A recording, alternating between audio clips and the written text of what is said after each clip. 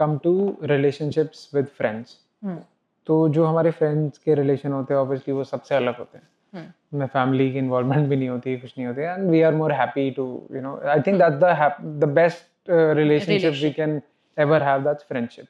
तो फ्रेंडशिप में like there are अलग अलग तरह की फ्रेंडशिप्स होती है. मुझे ये जानना है कि friendship actually is that thing, या तुम्हारे साथ कोई ना कोई कन्वीनियंस अटैच्ड है तब वो फ्रेंडशिप बनती है.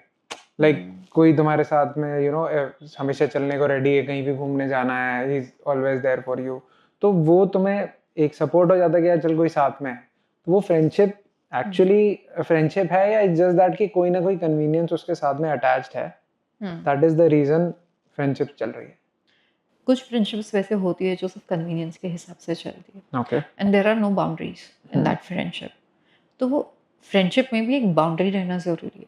नॉट बाउंड्री कि मेरे घर मत आ, या तूने ऐसे इंटरफियर मत कर, वैसे इंटरफियर मत कर. बट फ्रेंडशिप एक ऐसा रिलेशनशिप है ना which is not completely on give and take. it's a lot about give and maybe very less about take. काफ़ी बार ऐसा होता है कि बेस्ट फ्रेंड्स मैंने देखे हैं एक दूसरे के घर पे रहते हैं, उनकी फैमिली भी उनको पहचानती है, उनको नहीं पता कि उनके बच्चे कहाँ हैं, पर उनके बेस्ट फ्रेंड को पूछो तो सब पता चल जाता है. And family is equally involve with that best friend as well. So उनका वहाँ पे गिव एंड टेक नहीं होता है. सी जब हम बचपन की फ्रेंडशिप देखें ना, तो तभी क्या था, हाय मेरा नाम ये है, चल हम खेलने जाते हैं. And we used to start playing. Then every day we used to call them to play. तो कभी खेलने नहीं है, या कभी वो फ्रेंड को लग गई है, या वो रो रहा है, we support them. Not because सिर्फ हमको उसको खेलना है, but we feel that emotional attachment. But कुछ फ्रेंडशिप ऐसी होती है where they have other people also, but अगर रोना है तो उनके पास जाओ. Because they are very good emotional supporters, and they'll make you feel good also, and they have solution to your problem. So some friends are like that, whom just you use. तो वो friendship, I won't say they are called as friendship. They are just having that relationship of benefit, a reasonable relationship बोल सकते हो उसको. Friendship में कभी benefit नहीं होता है. So if I give you an example, I have a friend, of course हम लोग 5-6 साल से फ्रेंड्स हैं. हम लोग यहाँ पे फ्रेंड्स बने. बोलते हैं लॉन्ग डिस्टेंस फ्रेंडशिप नहीं चलती. चलती है, ऐसा कुछ नहीं होता है. She is right now not here, she is married and she is gone to London. हम लोग की फ्रेंडशिप में there is no distance. every now and then we are talking on messages, every now and then we are doing video call, we know everything that is happening in our life. She's there in London, once in a while she comes here, but she makes it a point that she needs me. वो उसके हिसाब से वो करती है जैसे उसको time मिले. मैं मेरे हिसाब से करती हूँ जैसे हमें टाइम. सो गिवन जो हम लोग के बीच में है, it's completely that understanding is there कि मैं अगर अपनी लाइफ में बिजी हूँ तो वो भी अपनी लाइफ में बिजी है. बट जब भी हम मिल रहे हैं तो फिर हम अच्छे से मिल रहे हैं, we are there for each other. और जब बात हो रही है तो फिर कम्युनिकेशन प्रॉपर, सब पूरी लाइफ की क्या क्या स्टोरी चल रही है दोनों की लाइफ में, वो यू यस. एंड वो फ्रेंडशिप ना फोर्स्ड नहीं लगती है कि नहीं मुझे ये तो करना ही पड़ेगा वरना उसको बुरा लग जाएगा. हाँ, फ्रेंडशिप में भी जेलसी होती है जैसे पार्टनर्स में होती है कि how can that other person be your best friend. I do feel jealous for my best friends. How can you have another best friend? But it's as simple as that. They don't have another best friend apart from me. They have friends. They have a lot of friends, and that's okay because वो position जब तुम एक person को देते हो, friendship में it's irreplaceable. Friendship में it's not replaceable. If you are replacing, then you have to replace the complete person. You cannot just replace the position. what happens जब हम expectation हमारी बढ़ जाती है फ्रेंडशिप्स में. हाँ. जैसे तब फिर कैसे बाउंड्रीज, तभी बाउंड्रीज बहुत काम आती है. See, we need to have boundaries. Not every time, for every second thing that we do, we owe an explanation to them, and it is not our responsibility. Friendship is a beautiful relationship that we choose, which is not given to us by somebody. तो जितना easily हम उसको choose कर सकते हैं उतना easily हम उसको ब्रेक भी कर सकते हैं. Yes, it is messy, but breaking process is also as simple as that. Okay. तो हमने जैसे कम्युनिकेशन स्टॉप करते हैं, हमारी फ्रेंडशिप टूट जाती है. It fades away and it stops. हां, नहीं, बट एक्सपेक्टेशन आई मीन कि अगर कोई जैसे कोई financial you know transaction involve हो रहा है तो उसको हम क्या करें, या तो हम दे दें, या फिर अगर उसको हम इग्नोर कर रहे हैं कि भाई नहीं करना है, तो वो what is the best way to tell them कि उनको हम सही तरीके से बता भी दें कि फ्रेंडशिप्स के बीच में हम ऐसा नहीं कर सकते हैं।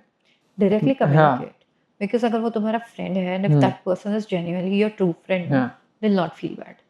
हाँ बट फिर अगर उसको फाइनेंशियल हेल्प चाहिए और उसको उसने मना कर दिया तो ही विल बी लाइक ना तो कैसा दोस्त है मेरा, हाँ, तो वो फिर कन्वीनियंस की फ्रेंडशिप हो गई तो ना। वो कन्वीनियंस की फ्रेंडशिप होगी। ओके कैसा दोस्त है मेरा, तो मेरे को पैसे नहीं दे रहा है, हाँ तो वो कन्वीनियंस की फ्रेंडशिप है। तुम दोस्ती में पैसे कब से आ गए? हाँ करेक्ट। डायरेक्टली बोल दो कि भाई नहीं है पैसे and I don't do this transaction, money transaction. और इट्स अगर not that I don't trust you अगर और समथिंग। कोई जैसे मैं अपने किसी फ्रेंड को फाइनेंशियली हेल्प कर देता हूँ तो what should be my on my front, मतलब मेरे माइंड में क्या होना चाहिए कि मैंने हेल्प एज इन अगर उसकी करी है तो what should be my way to put it out कि मतलब मैंने जेन्युइनली हेल्प करी है या मुझे पैसे वापस चाहिए है और मुझे कब देगा एंड ऑल दैट, तो वो सारी चीजें भी आ ये जाती हैं ना। हाँ, ये डिस्कस करना बहुत जरूरी है। सो हाँ ठीक है यार, मैं तेरे को पैसे दे रहा हूँ, in how much time you will return. Keep it complete business transactional way कि ठीक है, चलो उसने बोला कि 3 मंथ्स में या 4 मंथ्स में दे विल रिटर्न इट और समथिंग लाइक दैट, तो ठीक है, give them that much time. उससे बफर 1-2 महीना दे दो। उसके beyond then be very clear about it कि नहीं भाई, ये टर्म्स एंड कंडीशंस है भाई, तू देख, हाँ तेरे को कुछ तो करना पड़ेगा, मेरे को तो चाहिए पैसे। अगर मैं अपनी तरफ से किसी को पैसे दे रहा हूँ and I don't expect that in return, अगर वो देता है तो ठीक है, नहीं देता तो भी ठीक है, बट अगर मैं एक कंडीशन डाल देता हूँ कि मेरे को इस टाइम पे पैसे चाहिए है लाइक 3 मंथ्स और 6 मंथ्स और फिर वो नहीं दे रहा है, तो फिर मुझे कैसे फील करना चाहिए? लाइक अगर या तो मैंने पैसे दिए हैं अपनी खुशी से ही दिए हैं ना, लाइक इट्स नॉट कि मेरे को वापस चाहिए या वापस ऑब्वियसली चाहिए, बट स्टिल वो एक रिलेशन खराब होने वाले स्टेज पे आ जाता है। सो ऐसे टाइम पे ना you have to start being very clear with your friends कि भाई यार देख, पैसे दिए हैं मैंने, आई नो तेरे को जरूरत थी, but you need to start giving get back. चल पूरा नहीं दे, थोड़ा थोड़ा दे दे, but you need to start doing. Okay so ये हाँ बात बट वो इंटेंट नजर आ जाता है कि कितना उसमें इंटेंट है देने का। अगर वो Correct. थोड़ा थोड़ा भी देने लग रहा है दैट मीन्स वो Intent है, है, correct. और अगर वो बिल्कुल ही कर देता है कि नहीं मैं तो अभी नहीं हो पा रहा है, कुछ नहीं हो रहा है ना and everything is going on in his life, then I think that's a problem. yes, then you can give little buffer time, but then if that is constantly the reason, then you need to understand कि that person is taking you for a ride and we don't want that. Okay And अगर आपने ऐसे दे ही दिया and you don't want that money back, then मन में ये बोल के दे दो कि I am just giving this money away, मैं दान दे रहा हूँ पैसा। जब मन में हम ये बोलते हैं और जब हम कुछ दान देते हैं, we don't expect anything in return, तो मन में वो फीलिंग भी नहीं आती है, तो वो फेवर वाली फीलिंग आएगी ही नहीं आपकी। तो आप ना इमोशनल, ना फाइनेंशियल या ना कोई तरीके से आप एक्सपेक्ट करोगे उसे आपको कुछ रिटर्न करने। अगर वो आपका अच्छा जेन्युइनली बहुत अच्छा दोस्त है Genuinely तो बहुत फिर अच्छा आप friend, ऑब्वियसली ये yes. सब फीलिंग्स आएगी आपको। हाँ, तो you will not expect anything in return from that friend and you'll be in much better space.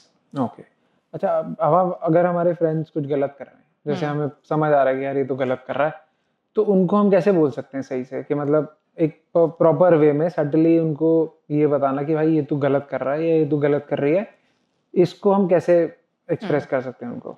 Okay, so now if they are your best friends, हाँ you can just hold their ear and tell them कि भाई you are doing this wrong, हाँ इसका result ये होने वाला है and you are not doing this. हाँ You have that much of power over your friend and your friend will not feel bad. हाँ नहीं बट अगर एस्पिरेशंस उसकी है कि यार मेरे को ये बिजनेस शुरू करना है और मैं पूरी तरह से इसमें इन्वॉल्व हूँ, बट तुम्हें कहीं ना कहीं लग रहा है कि यार ये बिजनेस ना वायबल नहीं है, ये तो मुश्किल है, तो फिर वो सारी चीजें नहीं, you have to tell them. I know वो उनकी उम्मीद तोड़ेगी, हाँ उनको हार्ट ब्रेकिंग होगा, but then you are saving them from a bigger loss. But what if अगर वो बिजनेस सक्सेसफुल हो जाए? तो ठीक है ना, you are there to support them, you are still there. Okay, so ऐसे पॉइंट पे when you are in doubt कि हाँ ये बिजनेस सक्सेसफुल भी हो सकता है, I am not able to see the vision, then put your vision forth. नहीं डाउट नहीं है यहाँ पर एक फ्रेंड के माइंड में क्लैरिटी है कि तू ये जो कर रहा है ना, दिस इज नॉट मेरे अकॉर्डिंग ये बिजनेस नहीं चलने वाला, ठीक है, but that the other person जो कर रहा है he knows the ins and out of it, तो वो पूरी तरह से इन्वॉल्व है और वो करना चाह रहा है। ओके, सो फ्रेंड को अगर लग रहा है तो ही just have to warn his friend कि रिस्क मत ले ज़्यादा। ओके। हाँ। रिस्क पे फिर देन फोकस करो ना। अगर बात परसेप्शन की आ रही है कि हाँ ठीक है, उसको वो लग रहा है कि ये परसेप्शन ज़्यादा ठीक है, ये कर लेगा, इसमें कैपेसिटी है, trust the person not the business one. And if it is risk, वो ज़्यादा रिस्क लेके ज़्यादा पछताएगा, तो वो बोलना है कि भाई तू रिस्क मत ले, जो करना है तो कर, बट रिस्क मत ले। मेरी तरफ से तो मैं बता सकता हूँ कि इसमें बहुत रिस्क इन्वॉल्व है, हाँ लेकिन अगर तू मैनेज कर सकता है, ये रिस्क ले सकता है, तो then you go for it. वो अब मेरा पॉइंट एक तरफ से क्लियर हो गया कि मेरा जो मैं Correct. You कहना tell your चाहता friend था। every risk that comes to your mind. See if that friend can come up with a solution. If it can come up with solution, well and good, right? Correct. हाँ। और otherwise at least you're warning them कि ऐसा risk आ जाएगा, so वो at least उसके ऊपर सोच सकता है पहले से to come up with a solution if they have not thought of a solution. Okay, ठीक है। तो इसी तरह से अगर हम हमारा कोई फ्रेंड है जो he is living a country और बट वो इतना ज़्यादा क्लोज है कि हमने हर चीज़ every day we have spend with them, रोज़ सारी बातें उनको बताई है, सब कुछ उन्हीं के साथ में शेयर किया है, और सडनली वो वो जा रहा है, वो leaving the country, she is leaving the country, ऐसा हो गया है। तो how to deal with that? It's going to be difficult. It's not going to be easy, yes, but then you have to constantly keep in touch. और efforts दोनों side से आने चाहिए। एक जन एफर्ट्स लेता रहेगा ना, फ्रेंडशिप विल डाई इवेंचुअली। नहीं, बट दूसरा तो जा ही रहा है, वो तो अब नहीं, see distance doesn't matter in friendship. So I give an example, my friend she is in London, she is gone there now and she is going to stay there now. तो बट इक्वल एफर्ट्स है ना, everyday बात करना या every 2-3 days में बात करना messages पे। बट वो हमें कहीं ना कहीं तो पता है कि वो पॉसिबल नहीं होने वाला, लेकिन जैसा अभी है, हाँ, वो इनिशियल जो स्टेज है, वहां पर तो बहुत मुश्किल होगा ना डील करना। हाँ, सो वहां पे when you know the friend is going to go, yes, spend time with them, but start preparing yourself at that point. कि ठीक है, we can talk little less. They can do these things. Of course, we can share, but maybe we can share once in a week everything. It's not that you have to share less. You're just not talking every day. You're talking on one day everything whenever you get time. And WhatsApp hai, drop message and leave it. Don't expect a reply. Change your own expectation from the person. Relationship will go good.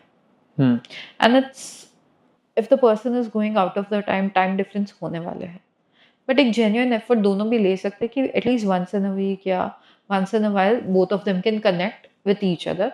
अगर effort mutual लगी ना, initial stage से भी अगर mutual लगी ना वो effort कि हाँ वो पर्सन गया अभी बात कर रहा है, तो भी वो फ्रेंडशिप विल स्टे। अदरवाइज वो फेज आउट होके इट विल डाई। नहीं तो वही उसी को एक्चुअली में क्या करें, how to deal with that कि अगर और चलो सेकंड द अदर फ्रेंड वो चला गया है एंड वो अब इंटरेस्टेड नहीं है ज़्यादा, क्योंकि उसकी लाइफ अलग शुरू हो रही है, जर्नी उसकी अलग है, वो भी इन्वॉल्व रहेगा अपनी लाइफ में। So initially, first thing you need to do is start expressing. So start writing now. Start getting your thoughts out. Once you start getting your thoughts out, start getting that feeling out, you will understand that you don't need that person anymore. पहले हमें लगता है कि we need that person. जब वो need खत्म होके जब वो want पे आती है ना, तो we can change the want. Okay.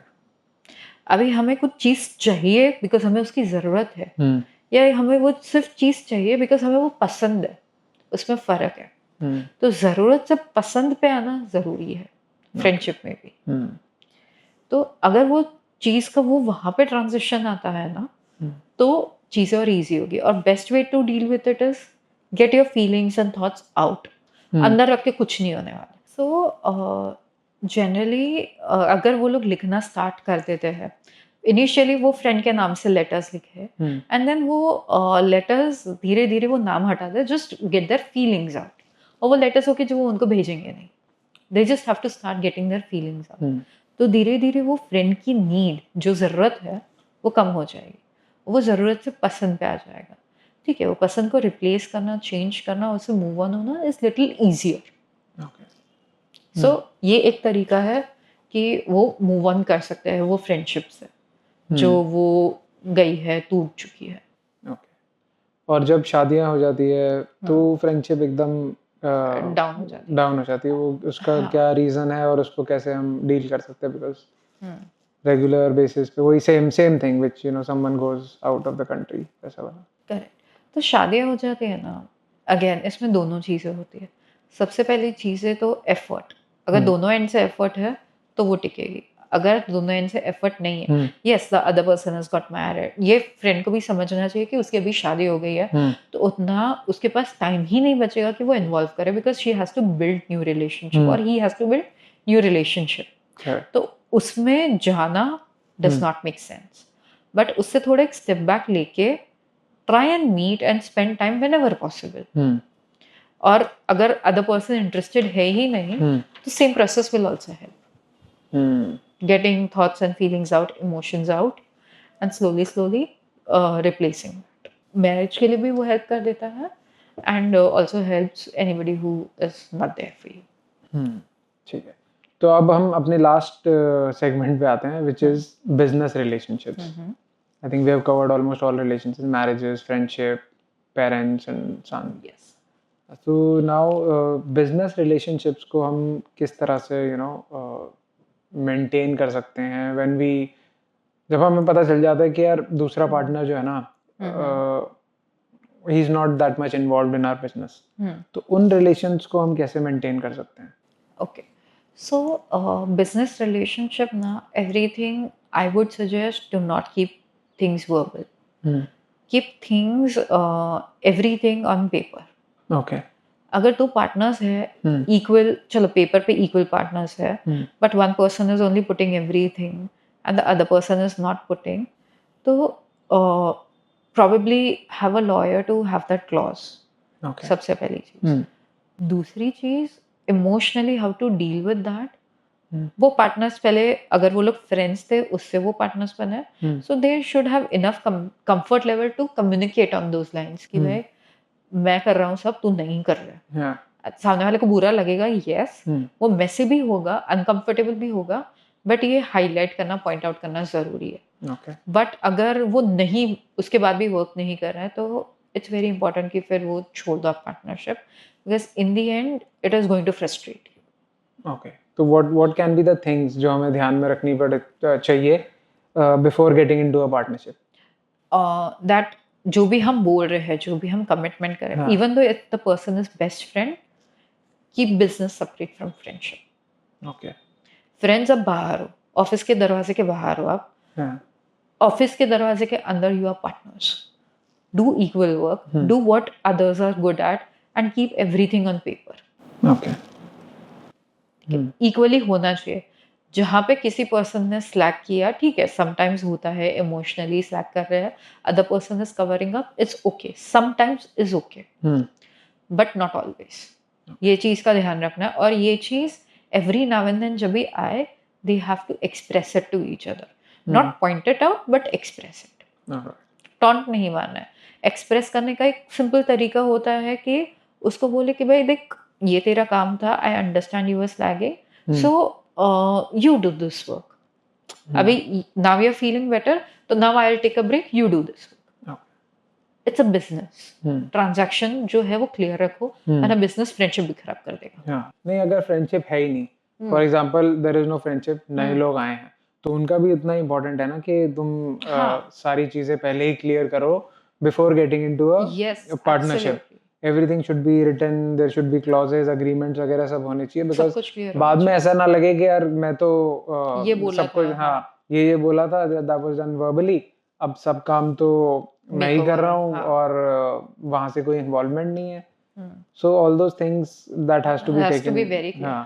And अगर कभी ऐसा हो जाता है कि एक पार्टनर काम नहीं कर रहा है, दूसरा पार्टनर ही काम कर रहा है, but business is running well, and the partner who is doing doesn't mind at all, still they have to keep a note of everything that they are doing which is not part of their job. Okay. For a very simple reason, right now they don't mind. Future we don't know they'll mind or not. Yeah.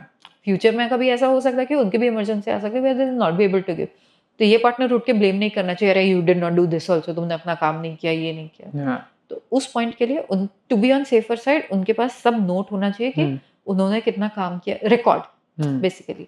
जैसे ही अगर सब record है उनके पास में, कभी कुछ भी हुआ, they have everything to show. लेकिन हमने अगर ये सब चीज़ें अवॉइड कर दी है और अब जाके पार्टनरशिप में इतनी ज़्यादा प्रॉब्लम आ रही है, तो अब हम क्या कर सकते हैं, like right now partnership so छोड़ दें या फिर हाँ, वापस वही सारी चीज़ें जो पहले करनी थी उसको आज ही एक्टिवेट अब करें? स्टार्ट करें, हाँ। हाँ।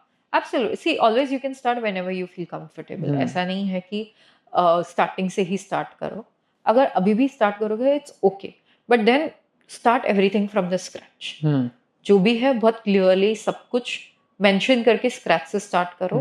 नहीं हो रहा है then take a step back, करने दो सामने वाले को। ओके। फिर भी नहीं हो रहा है तो फिर इट्स बेटर कि आप पार्टनरशिप ब्रेक कर दो, बिकॉज वो फायदा नहीं हो रहा है, वो आपका नुकसान हो रहा है। ओके। और तो इज देयर एनी वे, कोई रीबिल्ड उसको करने का कोई तरीका, अगर बहुत ज़्यादा खराब हो गया रिलेशनशिप, अब बिजनेस तो लॉस में जा ही रहा है, अब या तो एक चीज़ हो सकती है, या तो बंद कर दो बिजनेस या फिर तुम पॉज कर दो, उसको दोबारा से रीबिल्ड हाँ रीबिल्ड करो और प्रॉपर अंडरस्टैंडिंग के साथ में।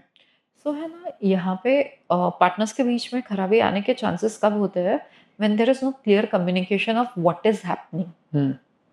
Again communication comes into the picture कि सबसे पहले रीबिल्ड करना है आपको, तो जो भी है उसको पहले पॉज करो, बंद करो, रोको उसको। फिर पहले क्लियरली कम्युनिकेट करो कि चल क्या रहा है, क्या क्या चीज़ें हो रही है और कौन कितना इन्वॉल्व है और किसके पास क्या क्या है। सब कुछ एकदम क्लैरिटी से एक दूसरे के सामने रखो। Then get into the paper work करो, कंप्लीट करो चीज़। चलो if you are not getting it done from lawyer also ना, मेक अ पेपर, एक कर लो एंड दोनों की सिग्नेचर ले लो, that at least you have something with you. कुछ तो रिटर्न डाउन होना चाहिए, have something black and white. Company के नाम पे ही एक पर्सन के नाम से दूसरे पर्सन को साइन करना है, दूसरे पर्सन के नाम से इस पर्सन को साइन। दोनों के पास अपनी चीज़ें हैं, दोनों को क्लियरली पढ़ के रहना चाहिए। जब वो चीज़ क्लैरिटी के साथ रहेगी तो आगे जाके वो प्रॉब्लम्स नहीं आएगी। और वो रीबिल्ड करने के लिए सबसे पहले कम्युनिकेट करके क्लियर करो कि प्रॉब्लम्स क्या है, कहाँ पे इश्यूज आ रहे हैं, एंड वो सारे इश्यूज को कैसे क्लैरिफाई करेगा और कौन करेगा। Get the clarity on that, then think about rebuilding. तो इससे मेरे को याद आया कि एक और रिलेशनशिप है जो I wanted to discuss, that is the office वाले जो रिलेशनशिप, कॉर्पोरेट रिलेशनशिप, जहाँ तुम ऑफिस में जा रहे हो, आसपास कलीग्स है तुम्हारे, तो उन सब का आई वांटेड टू डिस्कस। पूछना चाहता था मैं कि ये ऐसा क्यों होता है कि अगर कोई मेल बॉस है या और फीमेल एम्प्लॉय है, या फिर फीमेल बॉस है या कोई मेल एम्प्लॉय है, तो उनकी तरफ वो फेवर्स ज़्यादा क्यों रहते हैं? लाइक हाउ, मैंने बहुत देखा है सब, like I have seen it कि फेवर्स मेल बॉस अगर है और उनकी फीमेल एम्प्लॉय है तो वो उनको बहुत ज़्यादा फेवर करते हैं। बाकी जितने लोग हैं they treat them very very lightly कि यार चल ठीक है, जो कह रहे हैं देख लेंगे।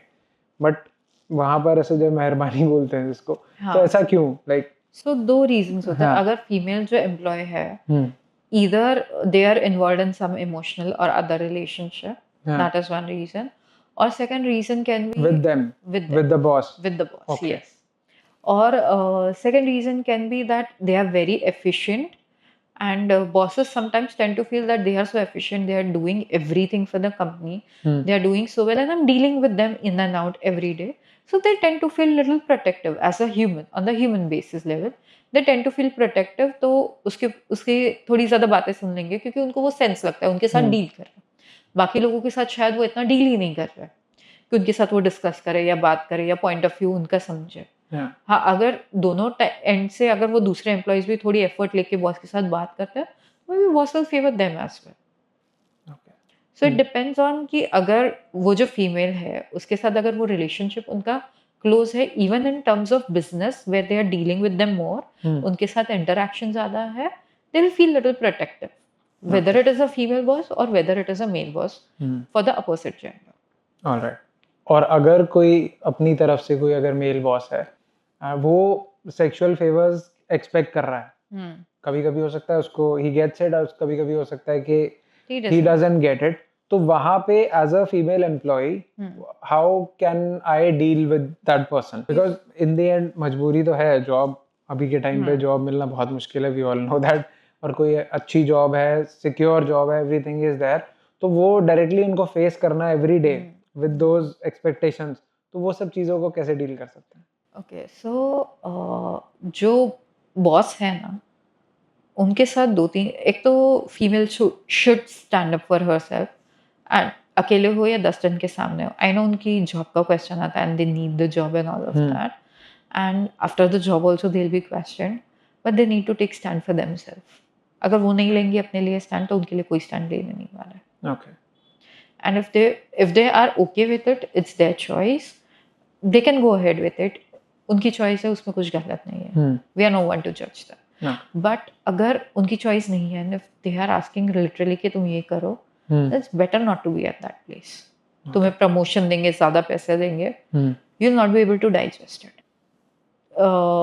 Being a female employee, उनकी मजबूरी है, उनकी मजबूरी का फ़ायदा, हाँ, of course they can go to the court, they can get the boss punished, and they can get the position, higher compensation, and everything is possible. Okay. But emotionally, mindfully, they'll not be, even if they do that favor, they'll not be satisfied. वो guilt से ही बाहर नहीं आ पाएंगे.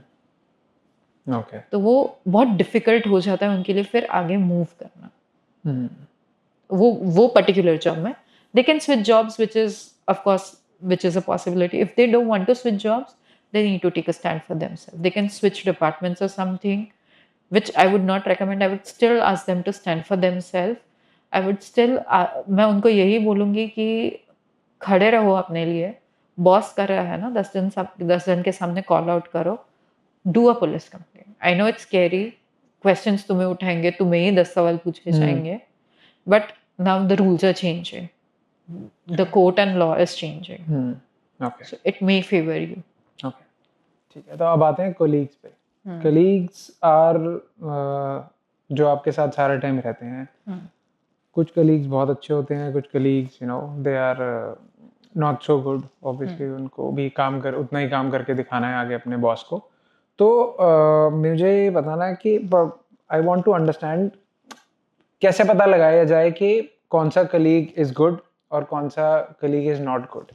मतलब may be वो आपके सामने बहुत ज़्यादा अच्छा एक्ट कर रहे हो कि हम तुम्हारे साथ है, will support you in this, but पीछे से there something else. So observe, when you observe them, no, you'll know from their behavior whether they are lying or saying truth, or whether they are just saying.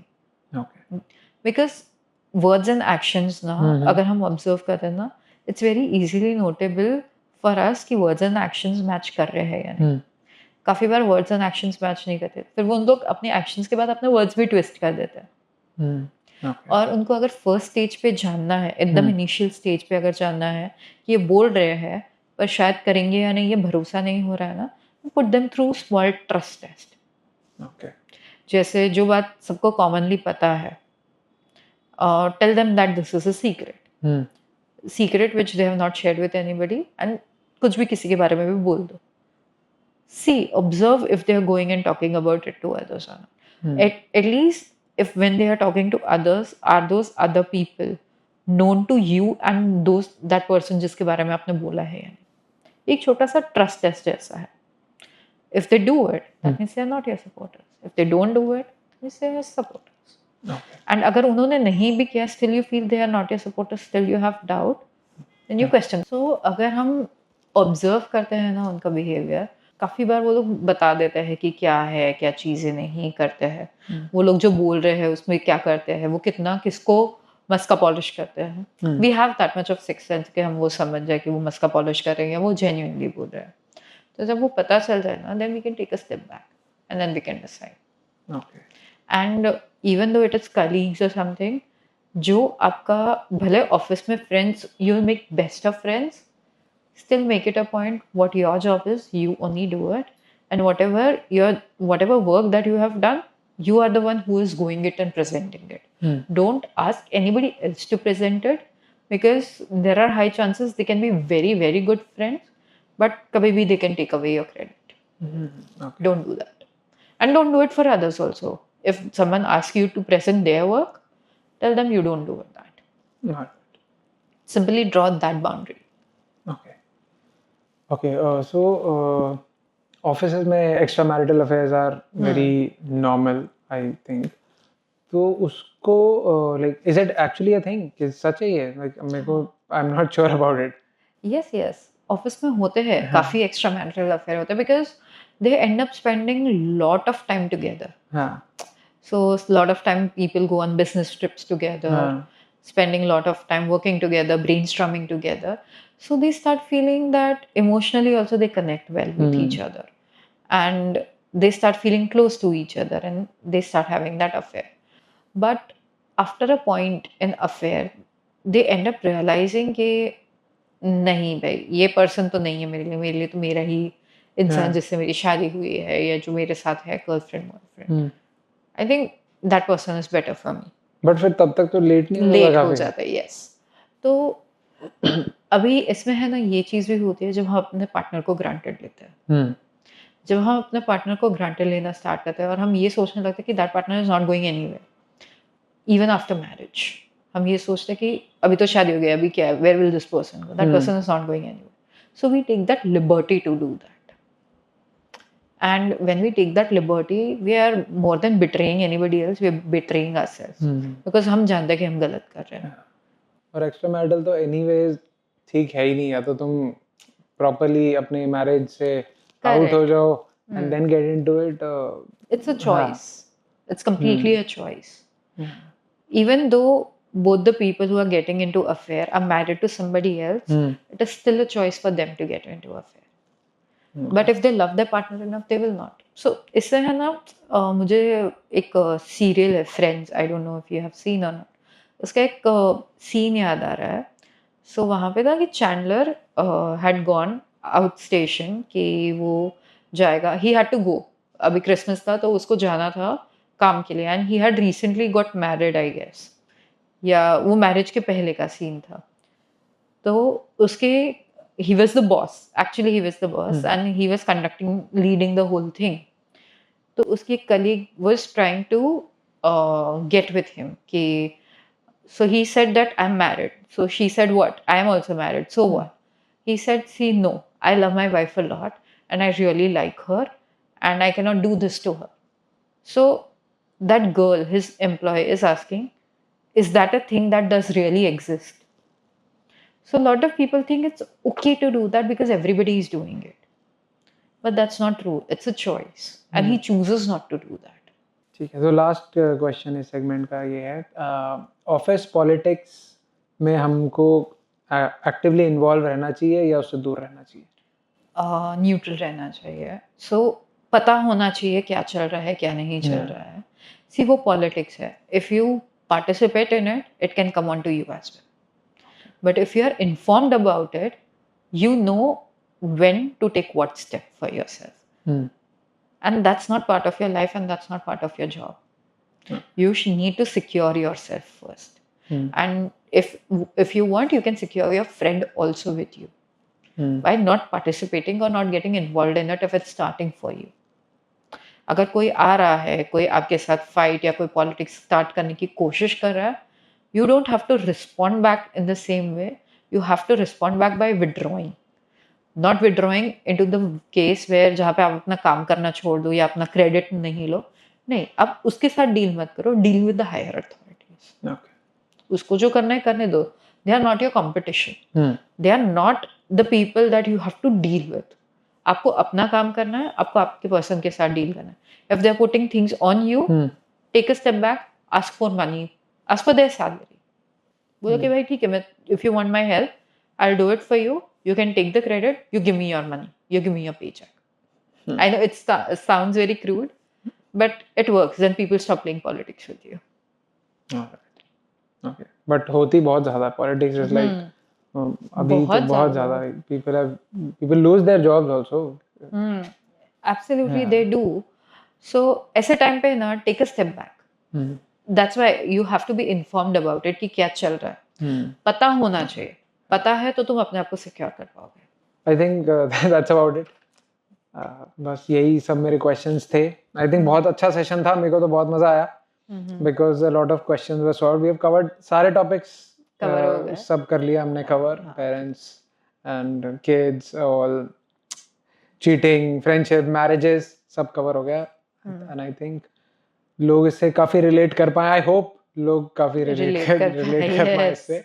And जो भी solution आपने बताया है, like how to deal with that, I think they are very much valid, and I am sure people will listen to this podcast.